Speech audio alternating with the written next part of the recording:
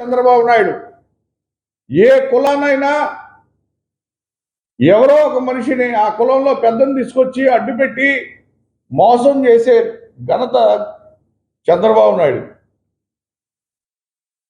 మరి ఈరోజు పేద కుటుంబాలు అనేవి ఆరోగ్యపరంగా కానీ విద్యపరంగా కానీ ఆ కుటుంబాలు మంచి ఉన్నత స్థాయికి రావాలి అని ఎన్నో బాధలు ఎన్నో కష్టాలు. ఒక కాపు భవనం కట్టాలంటే కోర్టులో వేస్తారు. రీసెంట్గా మదనపల్లిలో పెద్దిరెడ్డి రామచంద్రారెడ్డి గారు ఒక స్థలం కేటాయించి దాన్ని క్లియర్ టైటిల్ చేయించిస్తే మళ్ళీ ఇక్కడ కాపు భవనం కట్టేస్తే బలిజలు ఏ విధంగా ఇక్కడ మళ్ళీ వైసీపీకి అనుకూలం అయిపోతారేమోనని దాన్ని కోర్టులో వేయించినది టీడీపీ పరులే.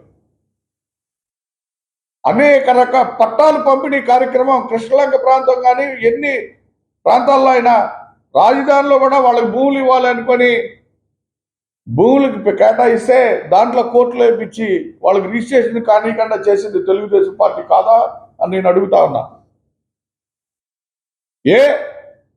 మీ మధ్యన పేద బడుగు బలైన వర్గాలు బతకూడదా అని చెప్పి నేను అడుగుతా ఉన్నా.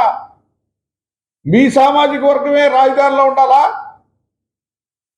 కాపులు కానీ ఏ ఇతర కులాలు కానీ ఉండకూడదా మీ దగ్గర? అంత దుర్మార్గుడు చంద్రబాబు నాయుడు. ఆ దుర్మార్గుడు పక్కన ఒత్తాసు పలుకుతూ నేను ఏ ఏరియాలో ఉన్నటువంటి కాపుల్ని అణగదొక్కాలో చెప్పు అని చెప్పి తిరిగేటువంటి వ్యక్తి పవన్ కళ్యాణ్. ఎక్కడ కాపు సోదరులు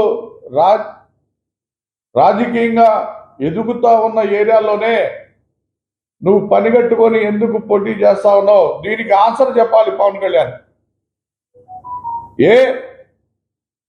24 సీట్లకి నుంచి 21 సీట్లకి అంటే యాచించే స్థితికి దిగజారిపోయినా మేమేం మాట్లాడలేదే. నీ పార్టీ నువ్వు అమ్మేసుకున్నావు, నీ జన సైనికులు నీతో మాట్లాడుకుంటారు, మాకేం అవసరం. కానీ కాపులకి కొమ్ము కాస్తున్నటువంటి జగన్మోహన్ రెడ్డి గారిని కూడా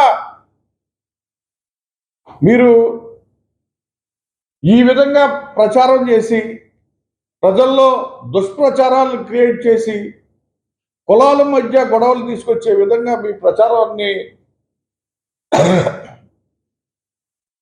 దీన్ని లీగల్ యాక్షన్ తీసుకుంటాము.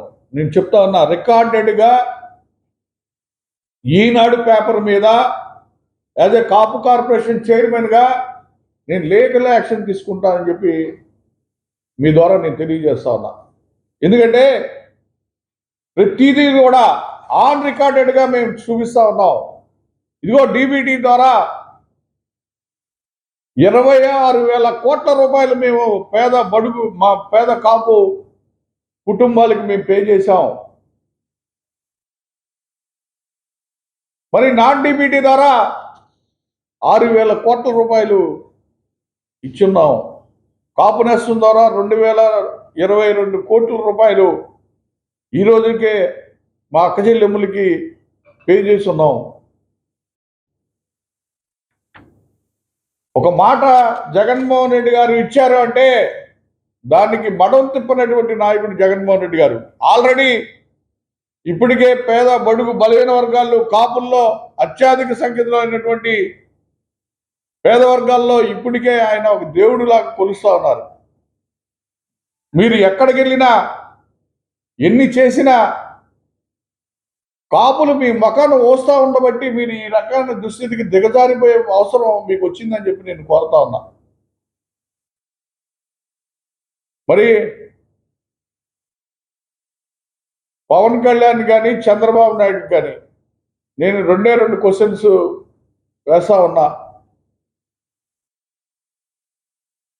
కాపుల్ని అణగదొక్కినటువంటి వ్యక్తి చంద్రబాబు నాయుడు.